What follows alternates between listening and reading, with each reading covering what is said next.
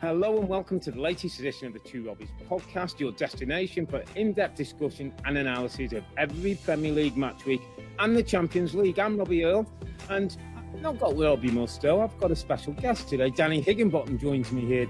Nice to have you, Dan. And here are today's topics. Liverpool is at home for the first time in the Premier League since 2017 against Burnley. Manchester United go top thanks to Paul Pogba. Leicester City beat Chelsea, putting more pressure on Frank Lampard. Manchester City winning controversial style as Dean Smith sees red. Emerick Aubameyang scores twice to get all 3 points for Arsenal against Newcastle. West Ham United continue to impress by moving up to 7th under David Moyes. That's what we have for you on the way in today's episode. Okay, Dan, great to have you on, mate. Likewise. Always great to have a different voice and a different perspective. Let's start off with the reigning champions. I think this was the headline from the midweek. Liverpool, 68 Premier League games unbeaten at home, faced a Burnley team who were at the wrong end of the table and struggling certainly for goals and points. And Liverpool end up losing the game. Mo Salah, Bobby Firmino were left on the bench. What was your sort of takeaway from the day, from Jurgen Klopp losing a bit of control at half-time and Liverpool certainly now being 6 points short of the leaders at the top of the table? I must admit, Robbie, I was really surprised with the team selection. I think that when you look at Firmino, when you look at Salah, and you think to yourself, okay, not great form at the moment. Salah's still top of the scoring charts in the Premier League. And I thought that Jurgen Klopp would have allowed the players to actually play through the little bit of the little bit of a situation they find themselves in where they're not in the greatest of forms, but he didn't. He decided to change, and he brings in Origi. No Premier League goal this season. Obviously, Chamberlain came in as well. No Premier League goal this season. And the problem that I think Liverpool had was that they wanted to play the same way as if Salah were in the team or as if Firmino were in the team. But what happened was that players just kept getting in each other's way. And Burnley defended fantastically, and I don't think we can forget about that. But I just think that the lineup was probably music to Sean Dyche's ears, and I think it only fueled more fire towards the Burnley players in terms of maybe looking at it and thinking Liverpool were disrespecting them. But I don't know what your thoughts were on the lineup yourself. I get the thought. I think the Burnley point, and it is a good point. I think in some respects, Jurgen Klopp has to pick his team regardless of what Burnley think and whether it's interpreted. Now, I'm like you. I suppose if I'm in the Burnley dressing room and I see the team sheet, the first thing I think is, cool, got a chance here. Big boy's not playing. Second thing is, I'm not sure I'm totally on the disrespecters. If they want to rest their top players because they think, we're only playing as it was for me, Wimbledon, maybe for you at Southampton or at Ipswich or Sunderland, and they want to rest, that's their prerogative. But I get what you termed in terms of, come on, we got a chance here. I mean, the bigger thing for me was the decision to rest or drop, however you look at it, and I don't know how Jurgen Klopp's saying it, but to not play Salah and Firmino. Now, I think it's one of those where the manager's looked at him and he's got two decisions to make. You're quite right. Do I let these guys play through this position and continue to go and hope that one of them has a muscle memory, has a moment, gets a goal that sparks them? Or do I need to rest him, take him out of it, give him a bit of a mental and physical break? Now, I remember me and Robbie must have had a sort of semi-discussion about Aubameyang, and was saying, should he be rested? Goals weren't coming. And he didn't have a particularly good first half the other day for Arsenal. But in fairness to him, against Newcastle, he got his first goal when a typical Aubameyang got himself one-on-one with the defender, switched to his left foot, bang.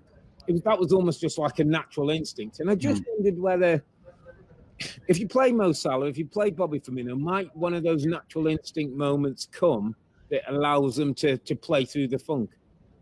I think there's an argument for that. I think personally, that's how I would have done things. But at the end of the day, I'm not a manager. Jurgen Klopp's got an unbelievable reputation, and quite rightly so. But I think what happens is with this Liverpool team, one of the strengths of Liverpool has always been the fact that every player in the team makes the player next to him stronger. But that can also have a detrimental effect as well, because when you take Salah out of the team, when you take Firmino out of the team, you're actually affecting players around them. Because we know Trent Alexander-Arnold, himself and Salah have got an unbelievable understanding. Salah likes to drift inside. That creates a space for Trent Alexander-Arnold. That was obviously not happening as much today, although Trent Alexander-Arnold did get forward a lot. But what happens is that if you've got a couple of players in the Liverpool team that are struggling for a little bit of form, it affects the rest of the team, because every player makes the player around them a better player. And as much as that can be a strength, that can also end up being a little bit of a weakness as well. And I think that's what's happening with Liverpool at the moment, because a few of the players are underperforming. It's affecting everybody within the team, and it's a situation that Klopp needs to sort out without question. It's interesting because I try to look. I had a little look through the Liverpool form, and top four still, and some will suggest not out of it. Maybe the picture and the narrative's changed a little bit for Liverpool. But I wanted to look and think back, and I was trying to say to myself, when last have we had a real, what I call Liverpool performance, an intense, a pressing, heavy metal football that Jurgen Klopp was known about? And I know people might say, well, they put 7 past Crystal Palace. By the way, they had 8 shots that day, scored 7 goals, and if you broke the game down into chunks of play, wasn't a particularly brilliant Liverpool performance, although that sounds strange. They were efficient and got the goals. So I started to go back, and there was a 3-0 win against Leicester City, I think in around November, where Johnny Evans scored an own goal first and Liverpool went on. But it's been a while since we've seen one of those, manic, intense, Liverpool on the front foot, high press, winning the ball, front 3 combinations. And so, in some respects, kind of what we're seeing is what's coming out of a team that's not really played that well for a while. It isn't, I know we've overdone, and so has everybody else. They've overdone the Van Dijk effect on Liverpool. They're talking about them defensively. Defensively, they're actually, I think, in a better place than what they were at this stage. Goals wise, stats wise, as in terms of what they've conceded. The problem is that with Van Dijk in the team can play a high line. So because they're playing a high line, it means that their press can be, it's just a continuous press. Opposition can't get themselves back into position. They can't reset. But without Van Dijk in the team, naturally, the defenders are going to drop a little bit deep, because there's not as much pace to cover any counter-attacks from the opposition. So what happens is the opposition can clear the ball, and there's more gaps. Yes, Liverpool will pick the ball up, but it's taking longer for Liverpool to pick the ball up and recycle it. That enables then the opposition, whether they're playing a back 3, a back 5, or a back 4, to get back into position. Because if you look at last season and the success that Liverpool have had, it's been opposition players out of position because they've been dragged all over the place. But teams are having time to reset now, and I think the press is affecting Liverpool's in terms of the opportunities that they're creating, and I think it's also affecting them as in terms of the defensive side as well. I look at today's game, Dan, and I kind of, bigger picture, the individuals. I mean, Matip came back in the team and didn't particularly do anything wrong, although got caught up, I thought, in a physical fight with Ashley Barnes, which is exactly what Ashley Barnes and Burnley want. There was no Henderson, not quite sure why that was in the middle of the field. So Thiago with Shaqiri and Wijnaldum next to him, Oxlade-Chamberlain on the right. Disappointed a little bit in Oxlade-Chamberlain, I've got to admit. I just feel like his season's gone a bit flat. I thought when he came in and he showed against Arsenal before he had those knee injuries, he was a guy with dynamic speed, could change alter the chemistry of the game. That seems to be missing from his game, and it's something almost Liverpool could do with now. There's no Jota, he's been out for, I think it's a couple more weeks. Obviously, they were shorter up front, and I just thought could be a day for Ox to show us his importance to the group, and it didn't really happen for him again. No, it didn't, and I thought that Oxlade-Chamberlain would have started in a midfield 3 with Shaqiri and the right of a front 3. Yeah. But what happened was that it was Oxlade-Chamberlain that was higher up, and what we saw before Oxlade-Chamberlain's injury, when he was playing in that midfield 3 at times, he had that ability. I think one of the games in particular against Manchester City, and was magnificent. And obviously, I think that's where he is at his best, and I think that's what Liverpool are lacking a little bit, goal scorers from midfield to break forward.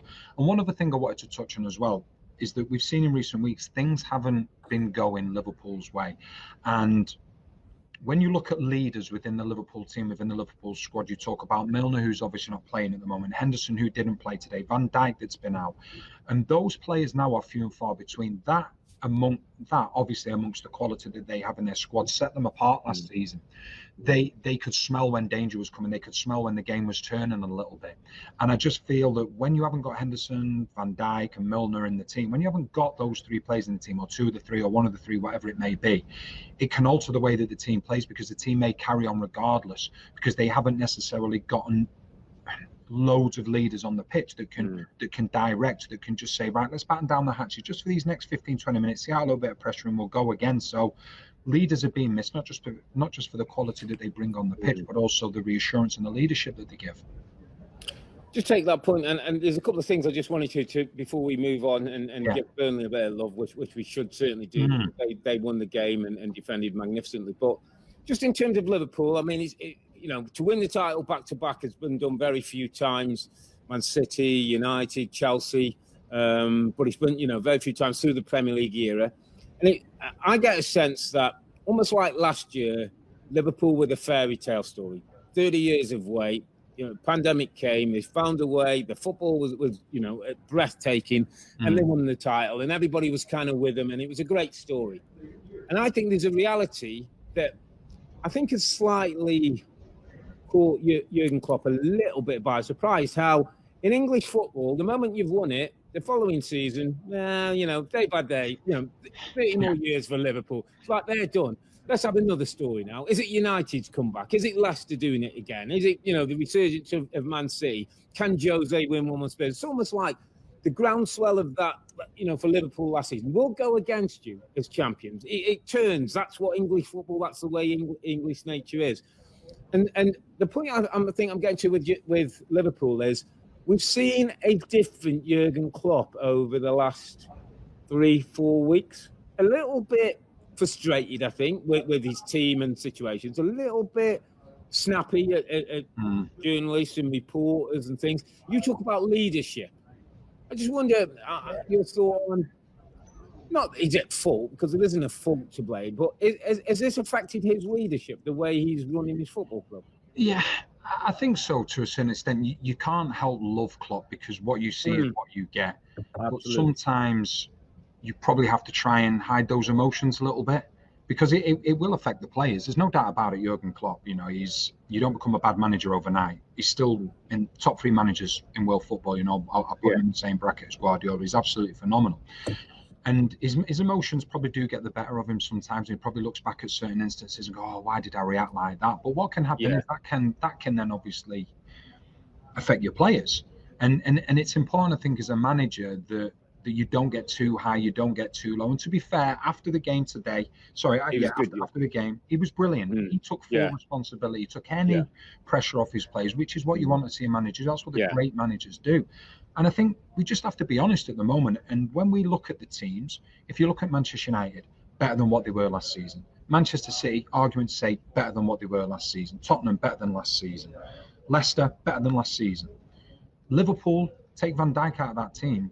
They're one of the teams in the top 4 or 5 that are actually a lesser team than what they were last season, because of a huge player that they've lost, arguably the best centre-back in the world. So it's going to affect them. Yeah, absolutely right. Let's talk about a manager who did his job, and I think spoke really well after the game in saying, we've come to fight, we believe in ourselves, we can win the game. I mean, what a coup for Sean Dyche and his team. 68 games unbeaten in Liverpool at home, and they come along with their kind of misfits and nomads and journeymen in some respects. It is not high profile in any way, but deserved the victory, and I thought defended magnificently. And I know you want to talk about the team and one player in particular. Yeah, I thought Burnley were absolutely magnificent. Start of every season, they may start off in the bottom 3 at times, or take a bit of time to get out of it. Never in a relegation fight, as far as I'm concerned, because they've got know-how, they've got players that have been there and done it, but they've got a huge unity amongst the players as well. And I think nobody more than Ben Mee actually shows that. The understanding that he has with Tarkowski has been absolutely incredible. And when you go back a few games, you go to Manchester City, they got beat 5-0. And the 10 games since, they've conceded 5, which is absolutely magnificent. I think Tarkowski and Ben Mee are one of the top centre-back partnerships in the Premier League. They don't get the respect that they deserve. I think Burnley's seen as an unfashionable club, the way that they play football, the manager and things like that, which I don't agree with. I don't think they get anywhere near enough credit. Sean Dyche, the players, everybody that's involved in it, they've got players in the England squad. Sean Dyche has improved so many of the players. And when I look at Ben Mee, he's scored in recent weeks. I think he got the winner against Sheffield United. He is he's a throwback player. He's a player that loves to defend. He loves to put his body in the way. He's not afraid to get hurt. And when you've got him as a captain in the team who leads by example, others will follow. And he's absolutely brilliant. And there are so many players in that team that are a clone of Sean Dyche. Sean Dyche was a very good footballer himself, but he knew his strengths, he knew his weaknesses. And that's Burnley. They play to their strengths. Don't try to concern themselves with their weaknesses, and they'll make no apologies for it whatsoever. Absolutely. So Danny Higginbotham's underappreciated performer of the week goes to Ben Mee, and I'd like to echo the same sentiments. Ben Mee's an absolute diamond to have, and I tell you what, I've always said with Ben Mee, you look at the partners who he plays with, all get better. Michael Keane was one and ends up at Everton. Tarkowski, they're talking about 30, 40, 50 million of Leicester. He doesn't often get the credit, but yeah, Ben Mee, it's a good shout and brilliant performance and win for Burnley. That keeps them away from the bottom of the table, and for Liverpool, unfortunately, they'll have to go 68 games more at home, unbeaten if to get that record back again. Let's move it on to Manchester United, who continue to put a good streak of form together, a winning streak of form together. Away from home now, it continue. I think it's over a year now since Manchester United lost away from home. That was at Liverpool. I think it was the 2-0 loss when Mo Salah runs one end to the other. But Manchester United, Danny Higginbotham, are part of the conversation for the title. They are, definitely. And what I've really liked about Manchester United and what they've done is they got knocked out of the Champions League, and it was the end of the world.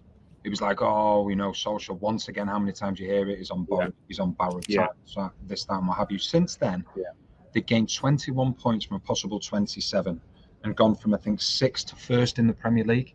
So they've reacted from that. What he's done as well, he's getting the best out of his players. Paul Pogba, there was a lot of talk of him going to be leaving the club. Can he play in the same team as Fernandes? He's shown that he's capable of doing that.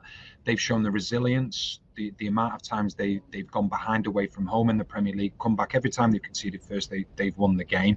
Not something that Solskjaer wants to see happening, but he shows the resilience of the team. And just the progression of players. And what I like about Solskjaer is something that he's never diverted about what he's wanted to do. When he first came into the club, I had a conversation with him, and he said to me, this is how I want to play the game. This is how I see the game. And he's never diverted away from that. It's always been the same. He wants a younger squad. He wants dynamism in the team. He wants players to play with freedom in the final third. And as much as he's done on the pitch, we also have to remember what he's done off the pitch as well. He's got rid of a lot of players that he didn't necessarily see had a future at the club. He's really picked the team up, and everybody's playing for him now. And I just feel that they're in this great run of form, and without question, they have to be considered title contenders in the position that they're in now. I think it's part of the conversation. Yes. Certainly. They've probably got, or in a period of the best defensive feel about the football team that I've seen for a while. Back four.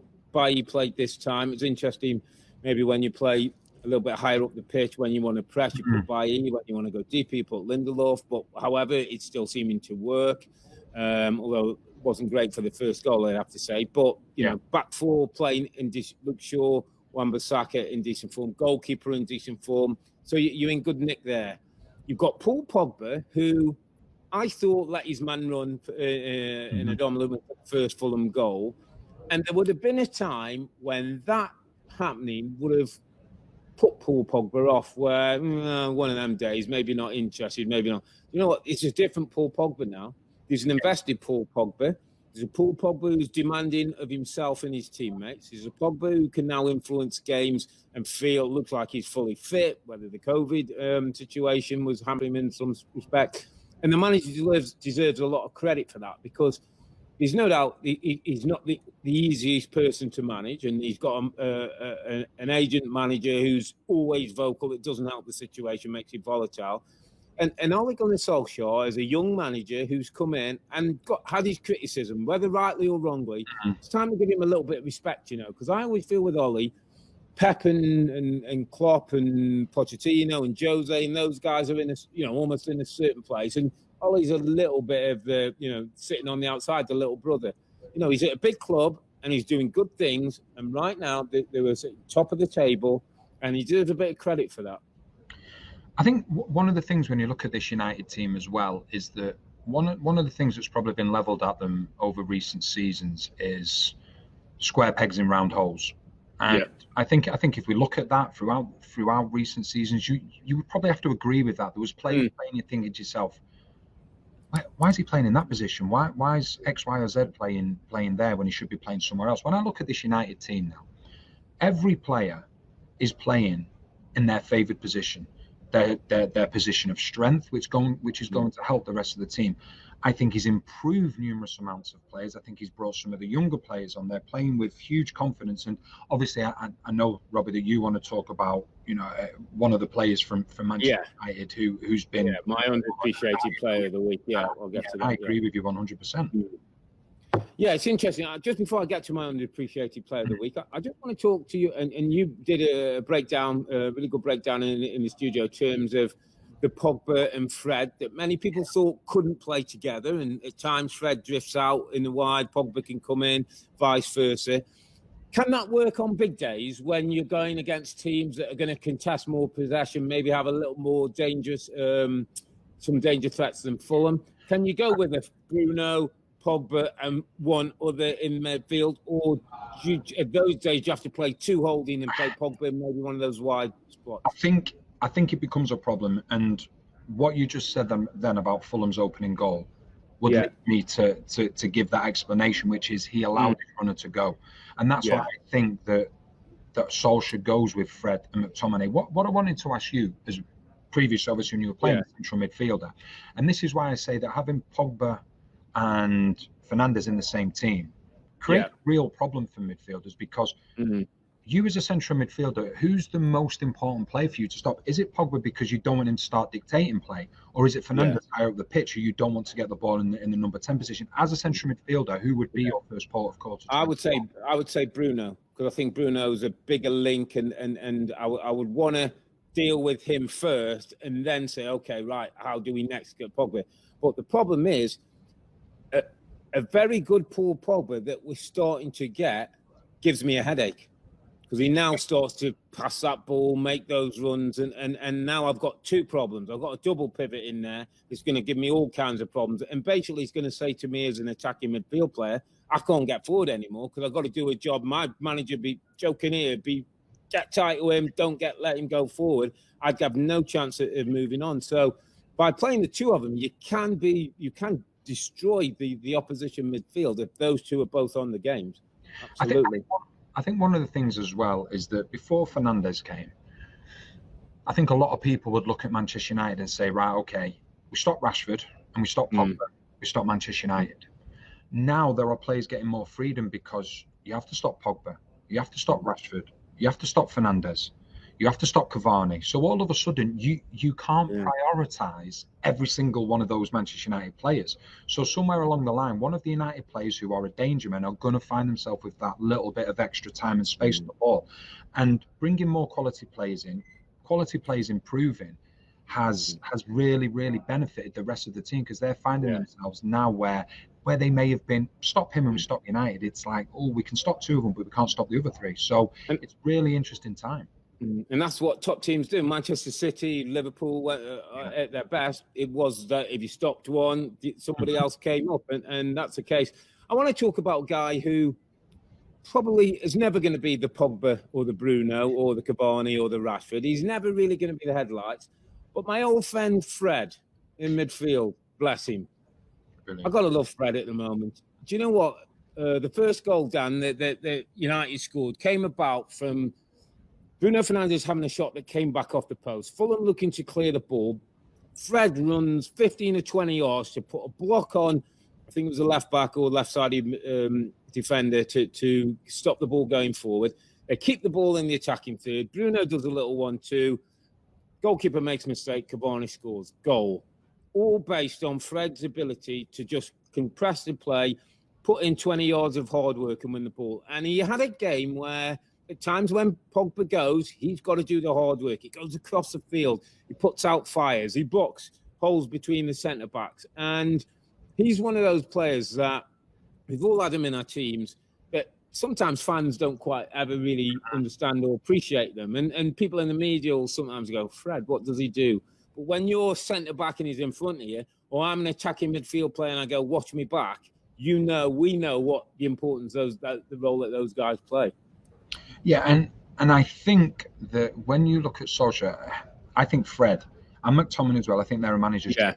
Because I think you can pull Fred to one side or McTominay to one side and say, listen, this is the job I want from you today. Yeah. If they ask him to go and find a brick wall and go and run through it, they will do it until they break through it.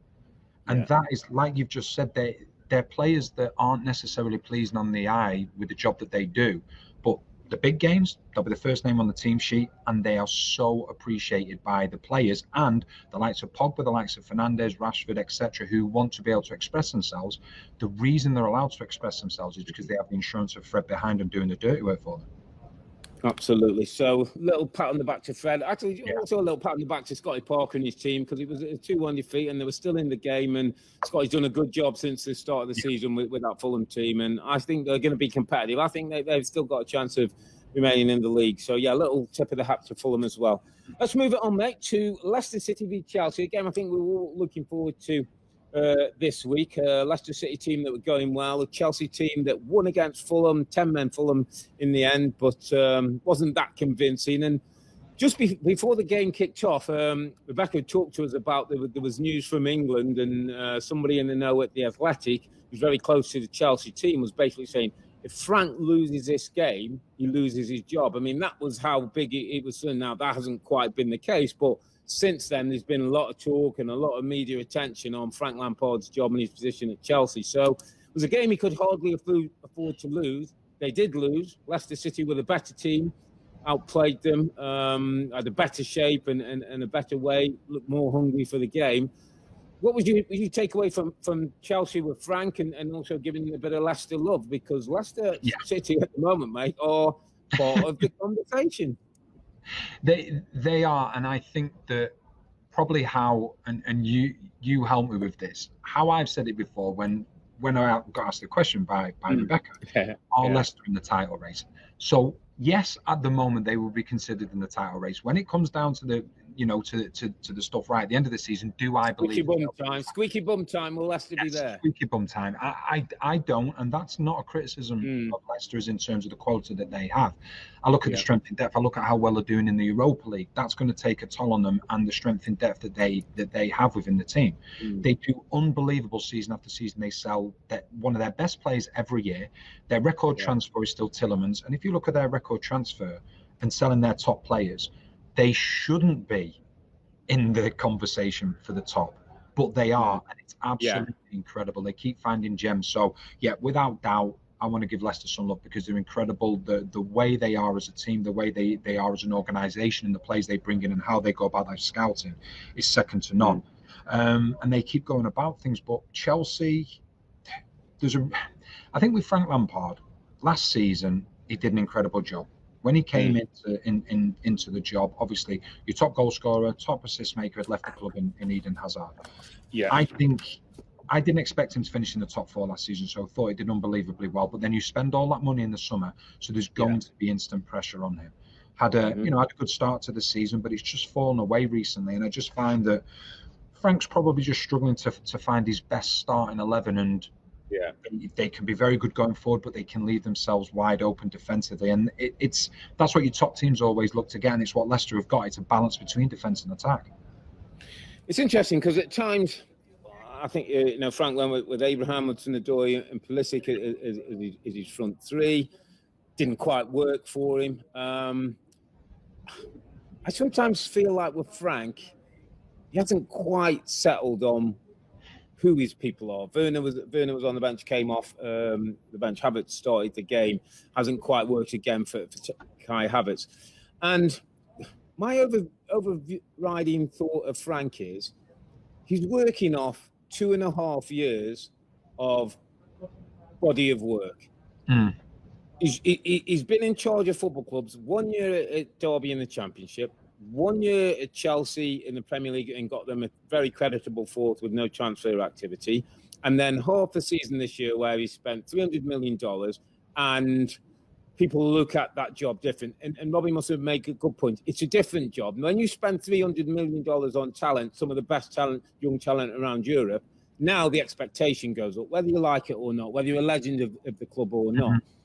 When I looked at the two managers, and I looked at Brendan Rodgers, and I've known Brendan from a long time when he was a youth team scout coach at Chelsea, and I used to go down and live near Chelsea training ground. I used to watch some of his sessions, become reasonably friendly, and I could call him or say hello and whatever when he was around. Brendan Rodgers has been coaching football for 20 plus years.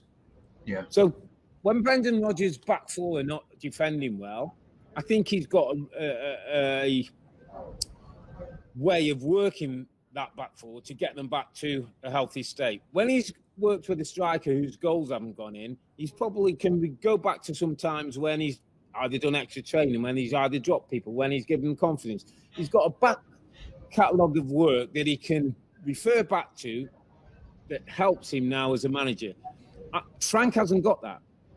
And when I look at his backroom staff, Frank hasn't got the backroom staff with that kind of experience. It's not a slight on Jody Moyes, who's an excellent young coach. Yeah.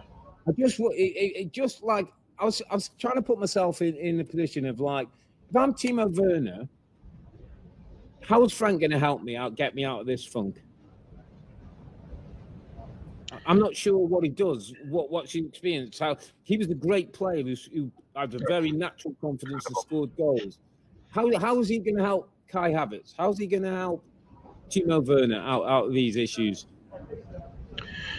It's a difficult one. I think there's two things to look at in this situation. I think senior players, I don't know whether you had it when you were playing, but there were times in my career, especially when I was younger playing, the senior players in my position would be able to help me.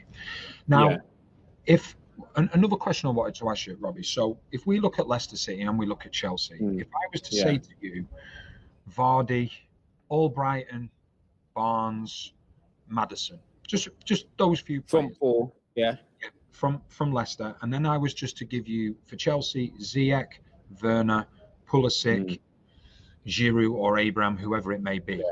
Do you think there's an argument to say that Chelsea have an embarrassment of riches going forward, but they have an embarrassment of riches of players that have the same strengths and same weaknesses, so therefore drift into the same areas and don't expand the pitch like Leicester do, with Barnes keeping his width, Vardy stretching the game, Maddison drifting into 10, Albrighton keeping his width.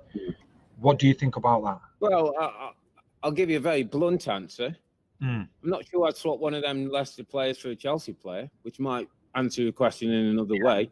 I think Leicester players are better, by the way. I wouldn't take any of the or more effective than the Leicester players. And you make a good point about, I think at times, Frank, if he doesn't play Hakim Ziyech, he plays Pulisic, who might do a similar thing, or Hudson-Odoi. Hudson-Odoi maybe will go on the outside a little bit more, but it's a lot of like-for-like changes. It's not a change of style or system. It's just a change of personnel. Somebody else doing the same thing. And if that way's not working, I just, there's times, and I hope Frank gets a chance to coach himself out of this. I hope that they don't pull the trigger too early and that he's given the chance to, having backed him with the money, hopefully let the guy show you that he can coach his way out of it. But I'm interested when James Madden came on the did the interview after the game and talked about lack of goals, lack of productivity, and he said a really interesting thing where he said the manager and the stats guy named Jack, that his name checked him, which was really funny. He said sat down and we looked at it and we said, where can I be more productive? Where can I get more goals? And they talked about it and they looked through some videotape and gave James Maddison almost like a new project. you're a great player, but now to go to the next step, you've got to get goals. You've got to be in these positions. And it's kind of, we're seeing it play out now in how Maddison's playing, probably as informed as he's ever been for Leicester. I'm not saying Frank doesn't do those things, but how and what is Frank doing? What's the experience of Frank to go to Timo Werner, who's an German international, scored goals internationally, scored loads of Bundesliga goals, but struggling in the Premier League? How does he build that confidence? How does he get him in spaces where Werner can put that ball in the back of the net? I'm the same as you. I hope that Frank Lampard is given time, and I'm probably speaking from probably having a little bit of a soft spot for Frank Lampard wanting to do well. When he took over at Derby, and I was covering the Championship, then I had some really good conversations with him. And the one thing I would say is that himself and Jody Morris, their attention to detail, they try to leave no stone unturned. It's not for lack of effort. It's not for a lack of application, because they showed that all the way through their time in the Championship. But we know that when you do spend money, obviously the pressure does go on you. And I just hope that he can turn it around and get back on track. Yeah, absolutely. As ever, when we get to this stage of the season and the pressure starts to fall on certain managers and the media start to get their claws in, there is a bit of talk about the sack race and who's the next likely manager to lose his job. And we've got a partnership with PointsBet Sportsbook, who send us odds each week of certain situations, whether who's going to win the league, who might get relegated. This week, it's the focus on who's the next manager to lose their post.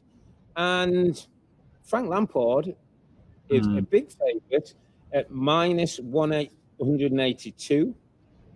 Steve Bruce is second favourite, plus 225, so plus 225. Chris Wilder's plus 500, and Graham Potter's plus 1,400. So despite what Steve Bruce is doing, despite the unpopular position he has with many Newcastle fans, he's at plus 225, and Frank Lampard's at minus 182. Now, I don't know if that's back off what people were talking about with the rumours that he was going to lose his job, but I think there's a sense around Chelsea when that kind of talk starts, there's usually no smoke without fire. And at some point, we know Roman Abramovich is a man who will sack a manager, bring somebody else in and look to win trophies. So does that surprise you a little bit that Frank's ahead of Steve Bruce even at this stage? Probably. It's the expectation levels, I guess, from the people that are in charge. I think with Newcastle, we know the fans' expectation and we understand the fans' expectation. They want better than what they're currently getting. Whereas I think the powers that be at Newcastle are probably happy for the team to stay in the Premier League. Whereas, with Chelsea and with Frank Lampard, with Abramovich, like you've quite rightly said, he's not afraid of relieving a manager of his duties. And because of the money that's been spent, the pressure will be on Frank Lampard. There's no question about it. Chris Wilder, I wouldn't even have him in the running at any point. Because 500, he's not going to lose his job. And likewise, I don't think with Graham Potter. So it's interesting with Frank Lampard. The pressure is on. There's no doubt about it. But what I would say with Frank Lampard is that he had to deal with that as a player as well. He was always questioned. He was a phenomenal player. He wasn't a phenomenal player just because he was Frank Lampard. He was a phenomenal player because of how hard he worked.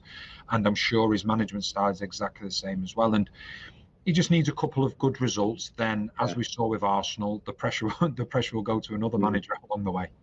Yeah, for the time being. But with Chelsea, we'll always keep an eye on that. But Frank Lampard at minus 182, favourite to lose his job in the Premier League. And the next two games, obviously, Chelsea play Luton, I think, in the FA Cup the weekend. And the next week, they're at home to Wolves, which is a kind of game, it's a bit tricky for Frank, because it's one of them you think Chelsea should win, but Wolves can have moments, can have days, and if they do, could be difficult. So difficult few weeks ahead for Frank. Let's hope he can navigate them and continue to stay in his job.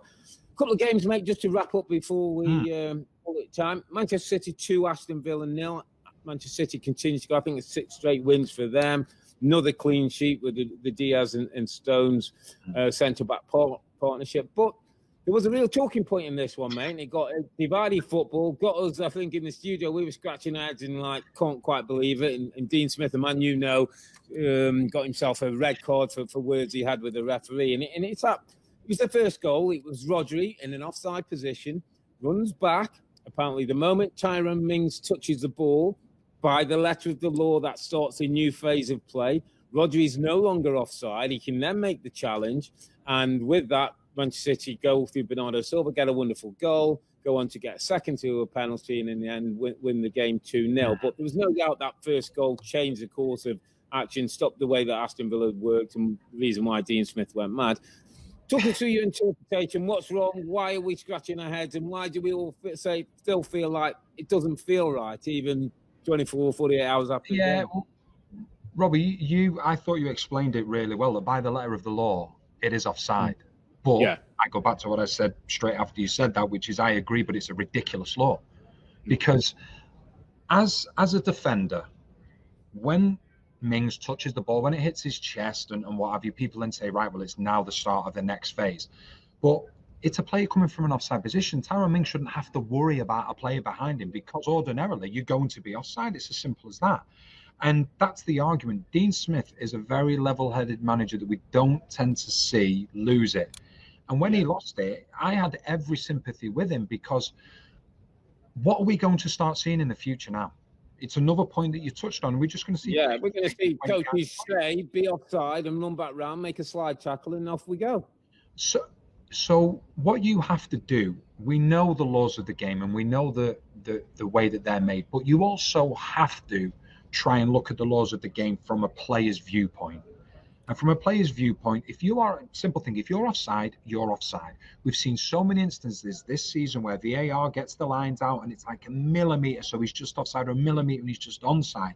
This one, Rodri starts from about 25 yards behind him, runs back. Mings has his first touch, and then they're saying, well, it's a new phase of play. I'm sorry, it isn't a new phase of play. Mings has no idea that he's behind him. So therefore, I don't think Rodri thinks for 1 minute when he makes that challenge that it's going to lead to a goal. I think he's just thinking to himself, I'll stop this, it'll stop Villa getting on the attack, and then we can reset. Where do you start with it? Yeah, you're absolutely right. And I think if not, it's going to encourage that to happen. Or the other thing I think as a coach, if I'm an attacking coach, I'll say to my centre forward, stay offside. When the ball comes in, do that run around, see if we can get a block. And if that's not going to happen, I'd say to my defenders, by the way, don't even touch the ball. Let it run through, let's catch him. You know what I mean? We're changing the game, the way the game's being played, and we're almost rewarding bad play. The guy's offside, not been able to get back on side, and rewarding him to say, actually, if you sneak up and wait till he takes a touch, you can nick the ball off him. Just doesn't feel right, doesn't seem right. I think the interpretation's wrong. It's one of those I think and I hope that the Premier League and IFAB might look at and come with a different solution, because, as you say, Dean Smith is a very calm and considered man, and for him to lose his head in that way and obviously be disappointed for his team, I think he's right. But all that said, mate, Manchester City had 28 shots during the game, were excellent. A game without a centre-forward scoring a goal. Jesus came on, having City started with a false nine with Bernardo Silva. It's going to be a bit ominous if one of those centre-forwards, Aguero, gets back fit after isolation. If Jesus hits a bit of form, it could be a bit scary if Manchester City here. And the worry, I think, for me and the rest of the league is, between now and Easter, they could get a little gap growing. They're in such good form. They are. And one of the things that I love about this Manchester City team is that they find different ways. We spoke about Diaz and Stones, how strong they are as a centre-back partnership. You know, yes, they've started to score a few more goals recently, but we've seen a number of 1-0 wins. We've seen a number of clean sheets. The interesting time for me with Manchester City is going to be, is the way that they're playing now, is it a precursor to the Champions League, is in terms of they're trying to perfect a way of playing that's going to give them the advantage in the Champions League, because that's what Guardiola wants for Manchester City. He's won the Premier League, and don't get me wrong, he'd love to win the Premier League again. But what could be a saving grace for other teams within the Premier League is that when the Champions League weeks come around, is he going to rest players on a Saturday? Is he going to rest players on a Sunday for a Tuesday or a Wednesday Champions League game? Because I think that becomes Guardiola's focus of attention, because that's why he was brought into the club. So that might be something that gives teams around them hope. But if you finish above Manchester City this season, you win the league. Yeah, slightly different. I think the Premier League's still important to him. I think he's got Mahrez's, the Fodens who don't always start, the Bernardo Silvas, the two strikers to come back who've had a bit of time out and hopefully rested. So that squad deep enough to go. You know, one team in the Premier League, another team, you know, with Laporte and people still to come into the back line. He's got absolute riches there. And it'd be interesting to see how Manchester City go, where the focus does go once we get back to Champions League. But I think Pep will be looking to kick things on in the league. A couple more just to catch up on before we go. Arsenal 3-0 winners against Newcastle. Aubameyang with a couple. Didn't start well. We talked about him earlier, but he managed to get his goal. That's huge relief for him.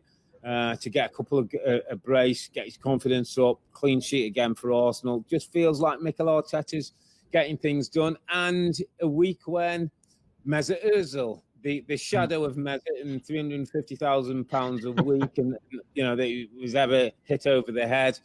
You know, divisive whether you loved him or hate him. In the end, it was becoming, I think, a bit of a negative thing for the football club. And I think Mikel Arteta's freshened things up and can move on now and look forward towards the second half of the season.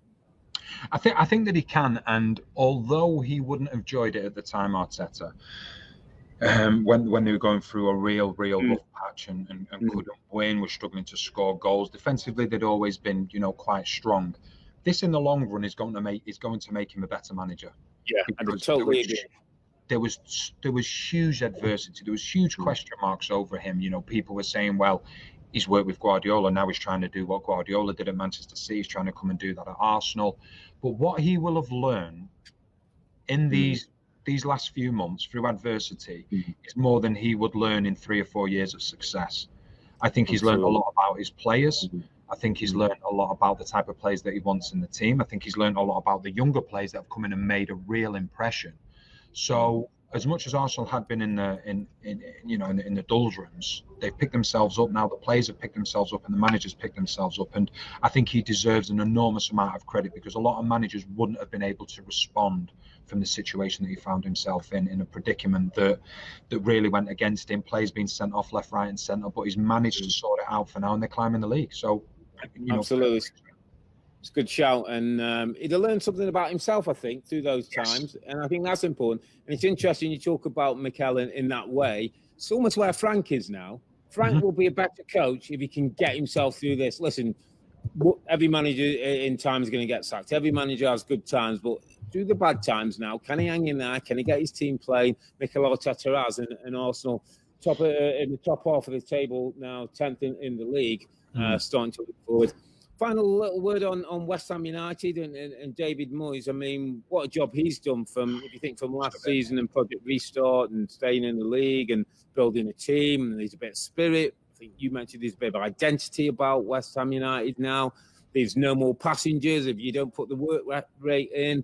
And in Mikel Antonio and Thomas Souček and Jared Bowen, they've got hard-working players who've got a little bit of ability who can find the back of the net. And it's a credit to him and the way he's worked that he's got West Ham in such a great position. It is, and you look at some of the players as well. We look at Souček, what a player. What a signing. $24 million. Wow. The understanding that he's got with Declan Rice. And what you've got here is a team from West Ham's perspective that are happy without the ball. They're comfortable without the ball. They keep a very good shape. They can play a back three. They can play a back four. They can soak up pressure. But the difference in this West Ham team now is that they can turn defence into attack very quickly. They've got midfield runners, as you just quite rightly mentioned. They've got Antonio. They've got wing backs or full backs that will get forward. And defensively, they're strong. And David Moyes deserves a lot of credit, because when he was first given the job, I don't think it went down overly well with West Ham supporters. But what he's done now, he deserves a whole lot of credit, because he's got West Ham into a position in the league where I don't think many people thought possible. I don't think it looks like a false position. And they are a team that goes from strength to strength. They've got great confidence, and they're always going to score goals. And defensively, they've got players that want to defend. And that's a huge thing that, people always say, well, don't defenders want to defend? It's becoming more of a rare breed now, but West Ham have got a number of players that are more than happy to do that. So, he does deserve a lot of credit, and, quite rightly so, we're giving David Moyes and West Ham some of that. Yeah, absolutely. A bit of credit to David Moyes. Bit of hard work for Sam Allardyce. I think he's going to have to look at the loan situation and bringing a few players in if he's going to keep West Brom going this season. Listen, mate, that's brilliant to have you on. Brilliant to have you on the shows. Brilliant to have you on the podcast. So that's it for match week 19, when both Manchester clubs and Leicester got their 3 points at the top of the league. But the reigning champions, they didn't go so well for them.